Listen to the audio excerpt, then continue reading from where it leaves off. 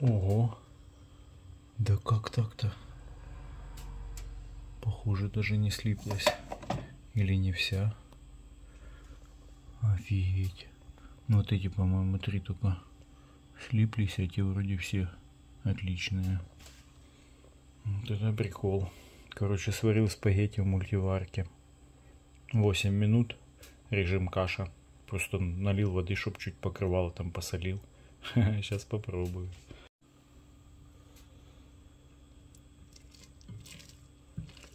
Воды маловато, но тем не менее она, вернее они, спагетти, в порядке. Ничего не слиплось. Вот эти 3 штучки, где они, ну, тоже разваливаются. Да, вот они разделились. Это прикол, конечно. Если налить больше воды, то можно будет ее потом слить. А здесь так и особо сливать нечего. Я их поломал, кстати, напополам, чтобы они нормально легли на дно. Да, прикольно. Добрый день, 20 мая. Ну как вам мои кулинарные шедевры? Спагетти в мультиварке, это, конечно, интересно. Ну, я съел их, отлично, все, ничего не разварилось, не слиплось и так далее. Единственное, что, ну, такая довольно вязкая консистенция, потому как воды там совсем, как бы, я налил немного, и слить ее уже не представлялось возможности, не представлялось возможным без промывки. Вот, поэтому пришлось сесть так. Ну, я сейчас в еде не принципиален, не прихотлив, скажем так. Мне вся еда вкусная, поэтому съел так. Но удивился очень, что они не слиплись. Я макароны раньше варил в мультиварке, такие большие, ну, крупные рожки, там все получалось нормально. Вот, а спагетти не ожидал. Теперь надо попробовать мелкую вермишель, чтобы вообще было прикольно. Так, по поводу комментария хочу сказать. Оставил мне подписчик или зритель просто комментарий по поводу холестерина моего. То есть он усомнился в числах, которые я там привожу. Вернее, в необходимости мне пить таблетки. Я еще раз все перепроверил. Спасибо вам за комментарий. Как бы лучше быть бдительным в таких вопросах. Вот, я перепроверил все данные, дал их чату GPT. Ответ, в общем-то, там в ответе на комментарий я написал. И все там действительно так и есть, как я и говорил. То есть я хожу с повышенным холестерином, живу. И поэтому таблеточки пить нужно. Вернее, я могу их не пить, но это уже дополнительный риск. Как бы врач и даже та же капроновая голова все-таки советуют не шутить с этим. Вот. Как говорится, доверяй, но проверяй, да? Я всегда сразу только получаю анализы, сразу скармливаю их искусственному интеллекту, не говоря, кто я, что я. Он рассказывает свое мнение, а потом я уже ему начинаю давать другие вводные. У меня куча аккаунтов есть Google, поэтому искусственный интеллект на каждом из них спокойно работает. Один знает, кто я, второй не знает, кто я. В одном я делаю одну какую-то движуху. Все они у меня бесплатные, как бы нет необходимости из-за такой схемы оплачивать его. Ну и даже дело тут не в деньгах. Я бы с удовольствием работал с одним и тем же, если бы он платный чем-то отличался от бесплатного, кроме лимитов. Сейчас я лимиты не использую даже, ну, на любом из аккаунтов, поэтому тоже как бы мне это пока не нужно. Стоимость там, по-моему, около 20 евро в месяц. Не такие большие деньги за то, что он дает. По крайней мере, я уже без искусственного интеллекта жить не могу. Ну, вернее, смогу, конечно, когда прижмет, но очень сильно привык. Допустим, возьмем вот кроссовки, которые я вчера хвастался, что купил. Я все-таки решил выяснить, что за кроссовки и так далее. То есть я понимал, что они довольно винтажные. Приблизительно знал, что это за модель, но абсолютно не знал, для чего она. Ну и более точной информации тоже. И пообщавшись с ним 5 минут, я выяснил все. От назначения его, этой пары, этой обуви, до того, когда приблизительно она произведена. То есть когда там были рестайлинги у нее.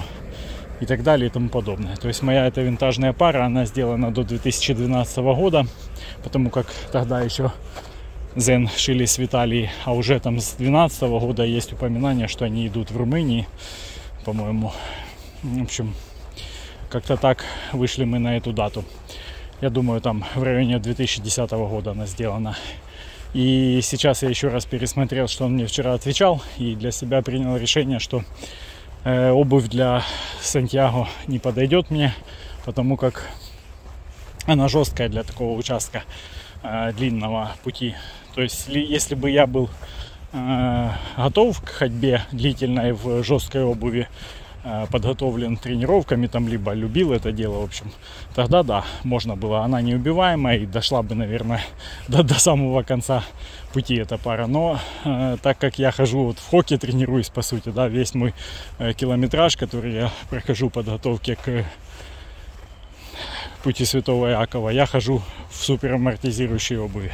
Поэтому это будет для ног непривычно. Я немножко, конечно, тренирую сейчас ноги. Я стал дома ходить без шлепанец. Я, в принципе, с лет 17, вот как из дома уехал, я всегда ношу тапочки. Там у меня какие-то общежития, квартиры съемные и так далее. То есть без тапочек вообще никак. Я их снимаю только когда ложусь в кровать. И так я и привык, и всю жизнь живу. Даже там в собственном доме я так жил. То есть где-то пол грязный, там не надо лишний раз его выметать. Либо там даже люди как-то бывает, забивают на это, там ложиться в кровать, ноги обтрусил одну об другую, а кто-то вообще не обтрушивает. То есть я такого не понимаю. Для меня кровать это самое такое типа чистое место в доме должно быть. Как можно лезть туда с грязными ногами, там не дай бог без тапочек походить и залезть, или там не помыть там ноги, в общем такое. Поэтому я всю жизнь хожу в тапочках, в том числе и дома. Соответственно, стопы мои привыкшие к определенному комфорту. Тапочки, соответственно, спортивные какие-то, с супинатором, вернее как, с вот этой вот Эвы. Там все равно же они как-то анатомически вылиты, и нога все равно привыкает к поддержке какой-то определенной амортизации. Долгое время я носил биркенстоки, они хоть и твердые, но тоже там под анатомию стопы как-то сделано.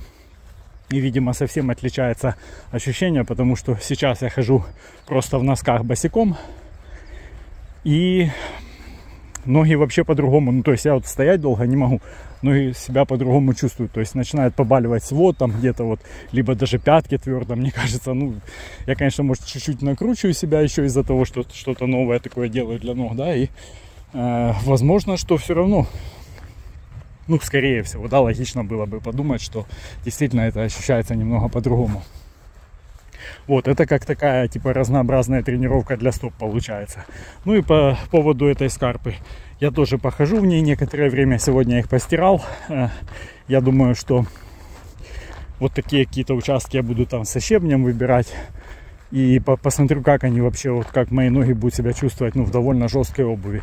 И если мне понравится, в принципе, ощущения, то я, может быть, их оставлю для того же Гарца. Все-таки какие-никакие горы, так как это туфли гибрид прям скальников и трекинговых кроссовок. Вот они нужны для таких прям, я так понимаю, для доломита, вот что-то такое, там где, прям камни-камни. Вот, я, может, оставлю их для таких случаев, если когда-то мне станет интересно ходить в такие места. Вот, либо же просто продам. Модель эта культовая, я думаю, она улетит сразу, и я, может, еще на ней неплохо заработаю.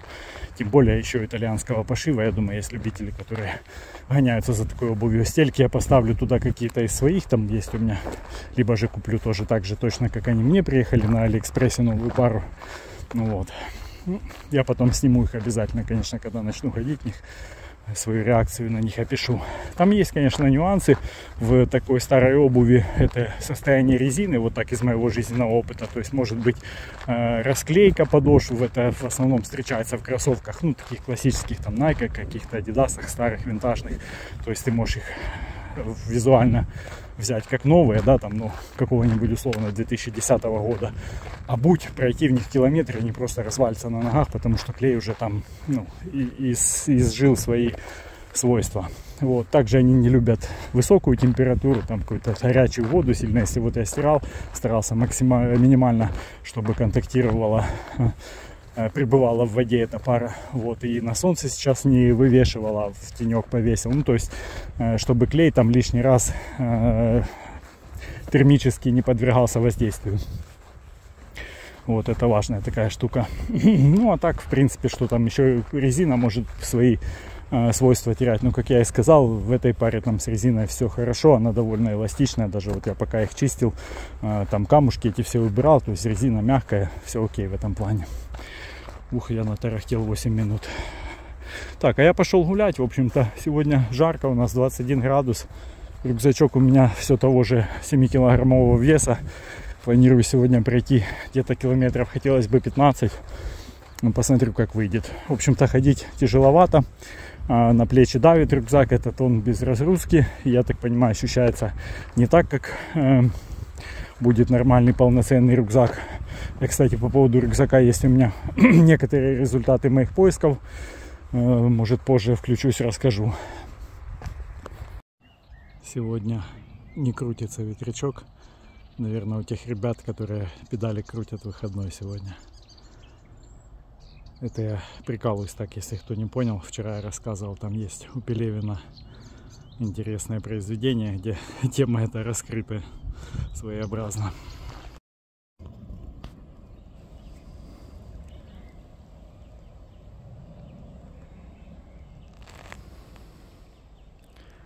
А вон церквушка виднеется, которую я показывал в каком-то видео. Там, где на крыше окисление меди, а я думал, что это окна.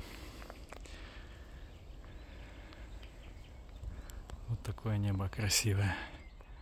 Сейчас я фотку на заставочку сделаю сегодняшнего видео. Опа. И вот так.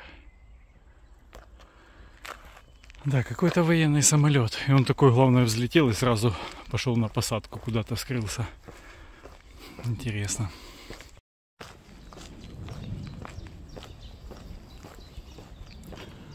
Так и живем. Интересно, как солому они, да, в какие-то паки собирают. Интересно, как они его на месте, убрав пшеницу, да, или что это. А что тут было? Может, рапс? Я не помню. Можно, в принципе, мои старые видео полистать. Короче, упаковывают сразу на месте в какой-то целлофан. Я видел там по пути тоже такие штуки. Думал, это солома. Но мне кажется, тут рапс рос. Ну, интересно. Кого я встретил? Головы говяжьи. Шел, коровки. Или бычки и коровки. И маленький он бычок там есть еще. Что вам, жарко, да? Лежат себе, кайфуют. Чилят. Ладно, коровы, давайте. Надеюсь, вы не скоро станете бургерами. Пока. Еще увидимся. Я закончил тренировку в своем любимом тихом месте. Сижу. В общем, получилось 15 километров, 2 часа 45 минут. Не знаю, то ли я разучился ходить на этих палках, то ли из-за рюкзака как-то по-другому это ощущается.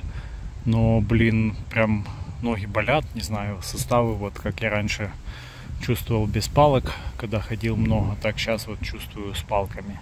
Да и как-то так вроде по-другому иду, непонятно. Много сейчас асфальта было на этой прогулке, и как-то ощущение, что я просто ими тыкаю, а не отталкиваюсь. В общем, пробовал по-всякому. Короче, непонятно. Вот. И странно как-то глюк, наверное, какой-то у программы. Посчитал мне 1/12 километр за 7:58. То есть я вышел из 8 минут, что не могло такого быть. Хотя там был спуск довольно большую часть времени, но все равно как-то 8 минут это чересчур. Думаю, глюкнуло. Вот. С такими успехами маловероятным кажется моя цель в 50 километров в день. Не, ну разово, конечно, я думаю, возможно, но на следующий день будет явно выходной после таких забегов. Надо что-то как-то думать. хочу попробовать, может получится на эти выходные сделать пробный денек ходовой, типа километров 30 хотя бы, потому что я начал дневник этот вести 1 мая, и с тех пор каждый день хожу гуляю, и самое большое, что у меня было, 22 километра, по-моему, 2 раза это было. Вот, а это как бы, ну, совсем мало, по идее это полдня моих. И с весом было это только раз, наверное, и то там не вся дистанция. То есть я с утра гулял и потом еще добавлял днем. Уже первая часть была без рюкзака, а вторая с рюкзаком.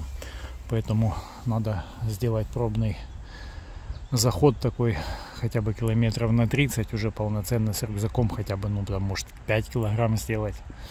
Тут очень много вокруг городков всяких интересных. Надо как-то так спланировать маршрут, чтобы до обеда получилось у меня первая часть, ну, большая, типа там километров 20, а после обеда уже возврат домой чуть по более короткой дороге, километров 15. Ну, там, как-то так приблизительно. Может быть, попробовать на это воскресенье. В общем, подумаю над этим. До завтра.